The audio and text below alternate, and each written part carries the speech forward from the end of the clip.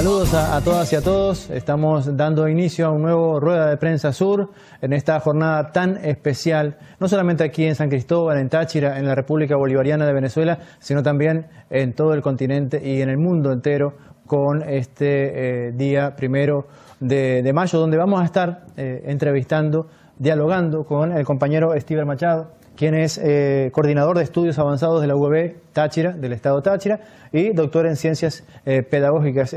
Compañero Stiver, muy buenos días, ¿cómo está? Muy buenos días. Quiero dar el saludo a todos los trabajadores en su día y agradecer la Radio del Sur TV, Rueda de Prensa TV, por esta invitación que me ha hecho para compartir parte de las impresiones y experiencias en el Día del Trabajador.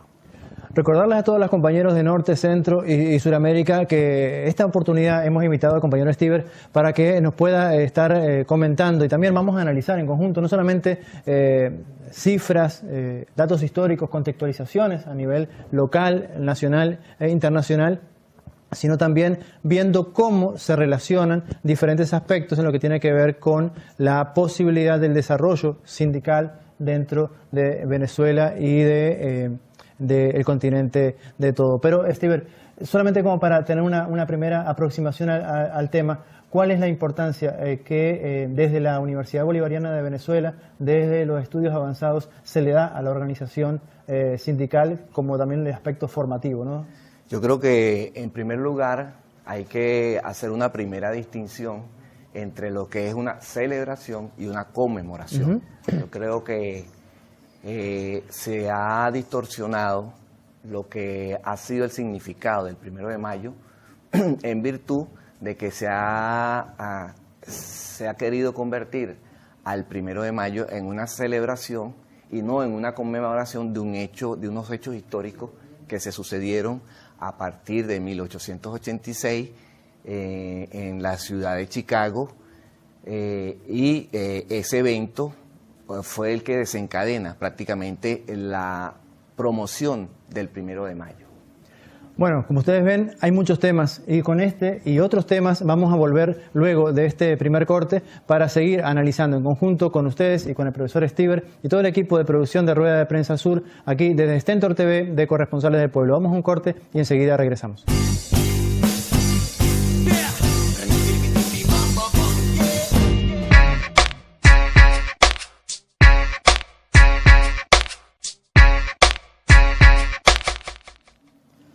La historia de todas las sociedades hasta nuestros días es la historia de la lucha de clases. Hombres libres y esclavos, patricios y plebeyos, señores y siervos, maestros y oficiales. En una palabra, opresores y oprimidos se enfrentaron siempre, mantuvieron una lucha constante, velada unas veces y otras franca y abierta. Con esta reflexión del Manifiesto Comunista de Carlos Marx y Federico Engels, estamos arrancando este primer segmento aquí en Rueda de Prensa Sur TV con el compañero Stiver Machado. Un saludo también a todos los compañeros de Vive Andes que en la jornada de hoy están abriendo esta posibilidad de comunicarnos con todas y con todos para seguir avanzando en esta propuesta comunicacional de Rueda de Prensa Sur y todas las televisoras aliadas que nos retransmiten semana a semana. Stiver, ¿cuál es el significado, o cuál podríamos darle el significado de este 1 de mayo para la clase obrera?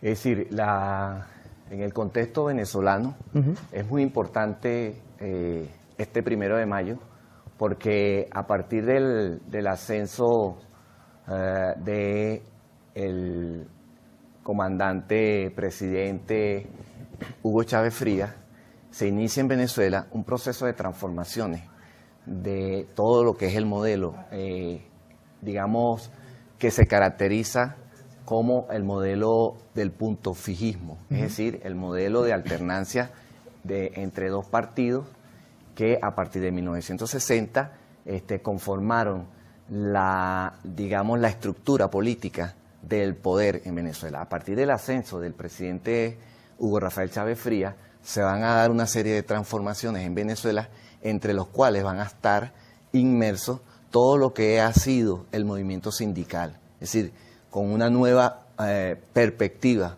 para el desarrollo y la transformación en Venezuela. Entonces, a partir de allí, la clase obrera comienza a tomar una importancia vital por cuanto que a partir del 1999 se comienza a dejar atrás el viejo modelo para dar paso a la constitución de una serie de transformaciones en lo cultural, en lo educativo, en lo político y en lo económico.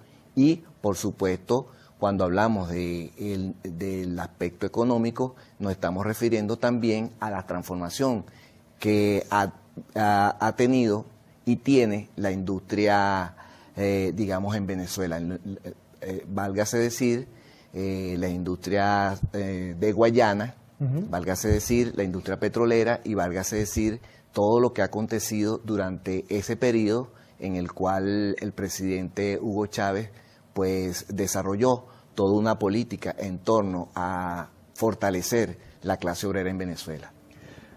Hay todo un contexto en el cual estamos viviendo actualmente donde, bueno, las matrices de opinión generalizadas hablan de una debacle del socialismo, una crisis profunda dentro de lo que es el proceso bolivariano que obviamente terminaría afectando a la clase obrera, a los trabajadores. ¿Cuál es la visión que se da desde no solamente la academia, desde la Universidad Bolivariana de Venezuela, desde la reivindicación obrera a la reivindicación justamente de los derechos laborales en revolución? Mira, yo creo que a la inversa de poder definir, digamos, la crisis del socialismo que, entre comillas, no quisieron manejar, yo creo que lo que está, y lo han dicho muchos estudiosos de la materia, lo que está en crisis es el modelo capitalista mundial.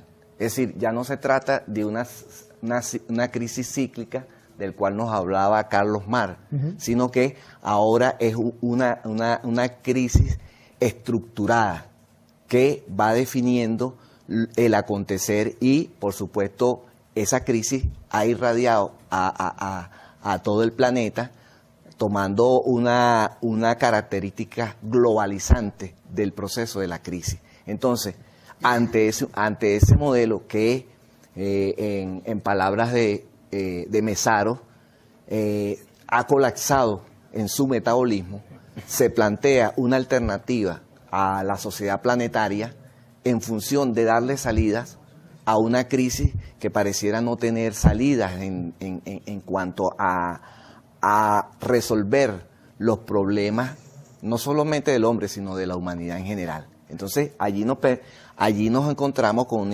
una disyuntiva. Bueno, ¿cuál modelo asumir? Porque a partir del ascenso del capitalismo, se nos viene diciendo incluso se viene estructurando las sociedades en función del mercado y ha tenido se ha mimetizado en varias oportunidades. Ahora se nos habla de neoliberalismo.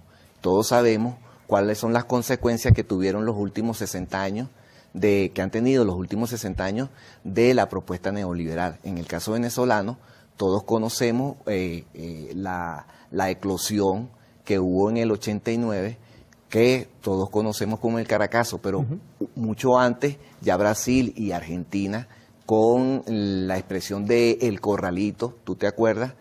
Que donde la mayoría de las personas perdieron sus ahorros y que muchos de los gobiernos instaurados lo que han hecho es favorecer a la clase empresarial o a la clase banquera que se forjó a partir de esa situación. Yo creo que entonces allí se comenzó entonces a plantear, a partir de la Revolución Bolivariana, se comienza a poner en la agenda el planteamiento del socialismo. ¿Cuál sociedad buscar? Porque lo que hemos visto hasta ahora es el devoramiento de los recursos planetarios en función de un modelo que favorece a unos pocos, es decir, a un mínimo porcentaje de la población en detrimento de unas grandes mayorías. Entonces son los retos que está planteando ahora la salida de qué vamos a hacer ante esa crisis estructural. Porque, ojo,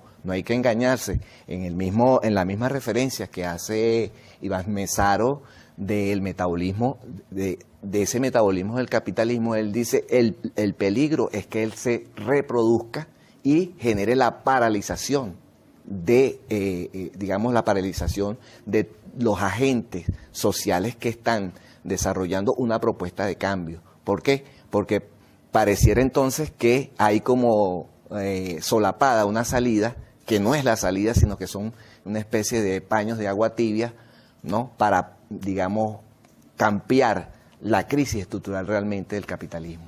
Entonces, hay un eslogan que se ha transformado mucho más allá de un eslogan a través de la lucha obrera y estudiantil, obreros y estudiantes unidos y adelante. ¿Cuál es el compromiso pedagógico y el compromiso de formación o formativo desde las universidades bolivarianas, en las universidades revolucionarias, para justamente ir trabajando con los estudiantes, estos líderes estudiantiles de hoy, que bueno, en el día de mañana seguramente van a ser los líderes sindicales y obreros de Venezuela y de los diferentes países del continente? Sí, yo creo que el proceso de formación en Venezuela tiene un gran reto, se le plantea un gran reto, sobre todo en el área estudiantil y sindical. Es decir, si nosotros no miramos con cuidado la situación a la cual nos está llevando un modelo que se agotó en sí mismo porque es devorador de los recursos naturales, ¿no?, planetarios, yo creo que el proceso de formación nos permite que el estudiante vaya tomando conciencia desde una perspectiva crítica de cuál es el papel que debe jugar en la sociedad. Igualmente los obreros, pero recordemos que es a partir a partir del 99, cuando hay el quiebre en Venezuela, es que se comienza un proceso de formación, ¿no?, que lo inicia el presidente Hugo Chávez Frías y que comienza a replantearse un nuevo sindicalismo. Ya atrás se cuestionaba la manera de hacer sindicalismo, que era simplemente reivindicativo, sin que eso trascendiera más allá a el papel que juega la clase obrera dentro de un proceso social. Entonces ahí viene un primer debate, es decir, ¿cuál es el papel entonces de la clase obrera en Venezuela cuando hoy prácticamente estamos, la crisis del capitalismo nos arrastra en esa vorágine, y cómo hacer entonces, qué debe hacer la clase obrera en este momento para tratar de contribuir a lo que son los procesos, no solamente de concreción y consolidación de una sociedad, simplemente está llamado también a generar las transformaciones, pero las transformaciones no se generan simplemente desde lo teórico. Las transformaciones tienen que ser también desarrolladas en lo concreto. ¿Cuál es mi participación? Y entonces allí estamos observando, y para hacer una comparación, por ejemplo, en el caso de la Ley Orgánica del Trabajo en Venezuela, de las 44 horas, con la última ley que aprueba 554 artículos, se establece en el artículo 47 la disminución de la jornada de trabajo de 44 horas a 40 horas. Es decir, se disminuye, incluso se recupera lo que se denomina la retroactividad de las prestaciones sociales. Y también el empleado, por ejemplo, en el caso venezolano, el obrero, el empleado venezolano, le comienzan a correr sus prestaciones a partir del primer día en que él inicia, ¿no? Anteriormente tenía un periodo de prueba de 3 meses para poder que se le empezara a contabilizar. Y, esos son logros importantes que ha introducido la ley orgánica del trabajo. Pero no solamente es conformarse con eso, sino ahora, ¿cuál es el papel del movimiento sindical en Venezuela en este momento, donde realmente se requiere de la participación decidida y realmente concreta, concreta, digamos, en la producción, para poder nosotros entonces ir perfilando una propuesta que nos lleve a dar pasos hacia el socialismo, porque evidentemente hay un debate, pues si el presidente Chávez decreta el socialismo, decreta la sociedad socialista, independientemente de que hay unas controversias con relación a la Constitución, que hay que señalarlas, pero sin embargo eso no quiere decir que por esa razón no exista un desarrollo de esas nuevas formas de organización social. Le propongo una breve pausa. Estamos dialogando con el profesor Stiver Machado. Él es coordinador de estudios avanzados de la UAB Táchira. Volvemos en unos minutos aquí en Rueda de Prensa Sur TV.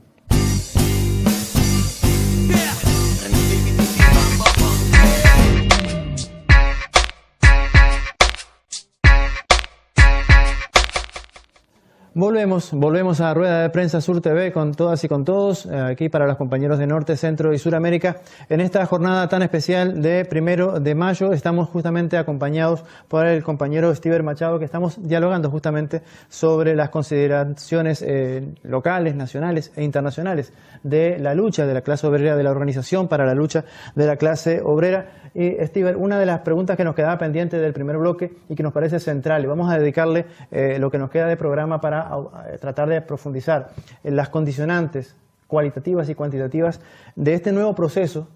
¿Cómo queda la organización sindical, la organización obrera para la reivindicación de los derechos de los trabajadores, de las trabajadoras y de los trabajadores en esta nueva instancia de articulación, organización de las unidades de producción? Me refiero a las EPS, por ejemplo, o a las comunas o las comunidades de producción social. ¿Cómo se pretende que el trabajador y la trabajadora se empoderen de esta herramienta sin perder los derechos laborales adquiridos en revolución?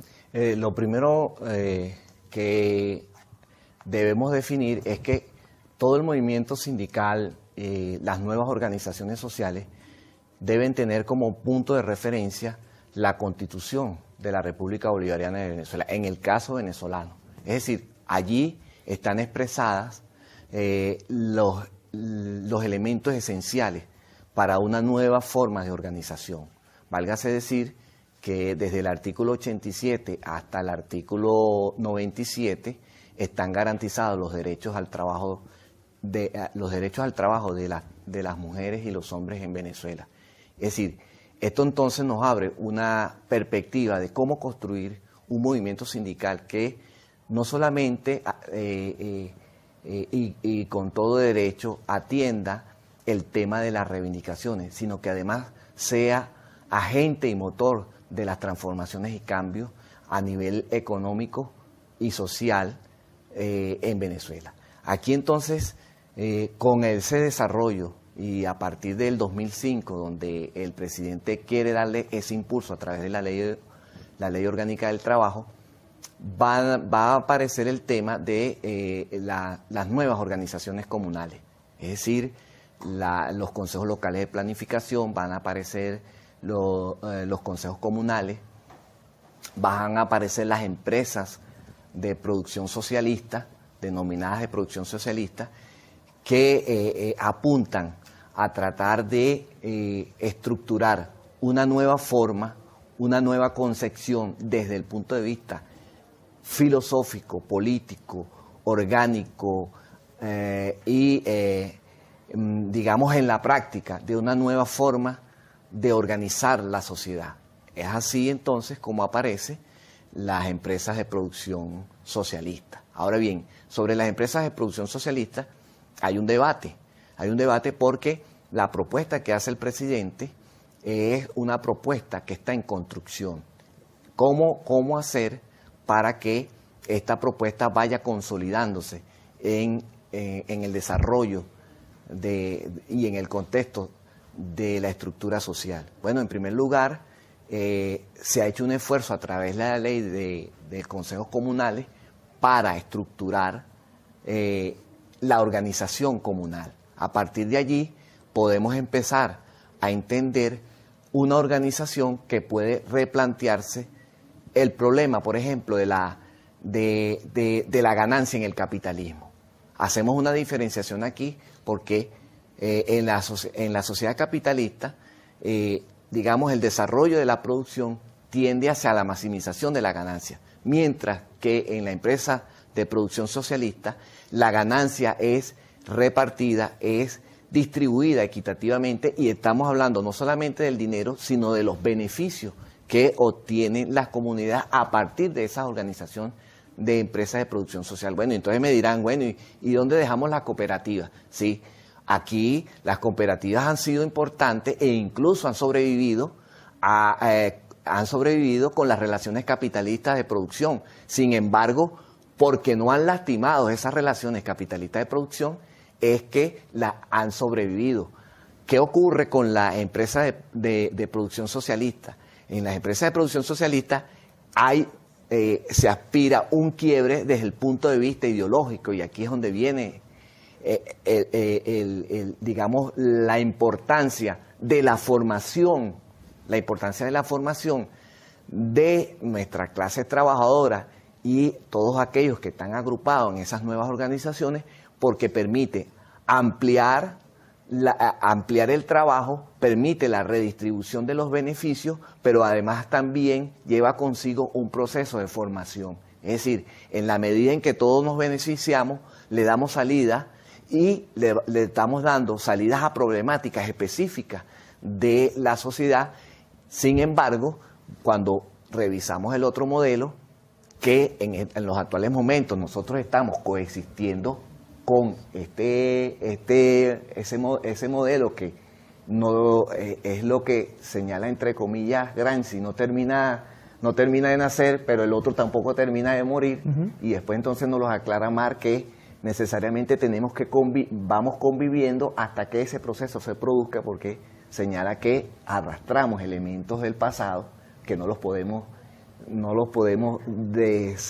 deslastrarnos de un plumazo, sino que evidentemente vamos construyendo. Entonces allí se requiere que la clase obrera tenga un papel fundamental a la hora de asumir, por ejemplo, en el caso de las industrias básicas en Venezuela. El presidente Chávez, recuerdo que en algunas oportunidades dejó en manos de la clase obrera los destinos de ese desarrollo industrial. Sin embargo, aquí se presentó una dicotomía entre lo que fue el Estado y lo que fue la dirección de la clase obrera, es decir, cómo acordar, y no han habido sincronizaciones, no ha habido la suficiente sinergia para que la producción, para que el proceso administrativo, burocrático que ha de alguna manera limitado la producción, ha limitado el accionar de los obreros, pues comience a ser superado por la misma clase obrera. No es posible que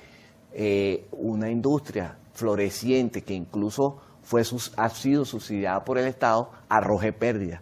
Eso realmente hay que revisarlo. Es decir, eso no es un secreto para nadie, pero tenemos que revisar las industrias básicas en Venezuela, por cuanto se ha planteado, bueno, ¿cómo es que entonces los obreros venezolanos, el sindicalismo en Venezuela, que es el llamado también a generar esos procesos de transformación y de cambio, entonces en este momento no ha sido capaz de asumir verdaderamente las riendas? Esto es un problema entonces de formación, porque arrastra lo que es el viejo sindicalismo, la práctica del viejo sindicalismo enquistada, y no da el salto cualitativo en la necesidad de esa transformación. Esos temas, sin lugar a dudas, vamos a tener que volver a invitar al compañero Stiber para poder profundizarlo y analizarlo en detalle. Lamentablemente hemos llegado al final de este nuevo Rueda de Prensa Sur y esperando que haya sido de vuestro agrado. Estuvimos agradeciendo obviamente al profesor Stiber Machado, recordarles, coordinador de estudios avanzados de la UEB del Estado de Táchira y doctor en ciencias pedagógicas. Nosotros de esta manera nos estamos despidiendo hasta una próxima oportunidad aquí en Rueda de Prensa Sur TV de Stentor Televisión. Será hasta la próxima. Un saludo grande a todos los compañeros de Norte, Centro y Sudamérica que siguen esta comunicación semana a semana.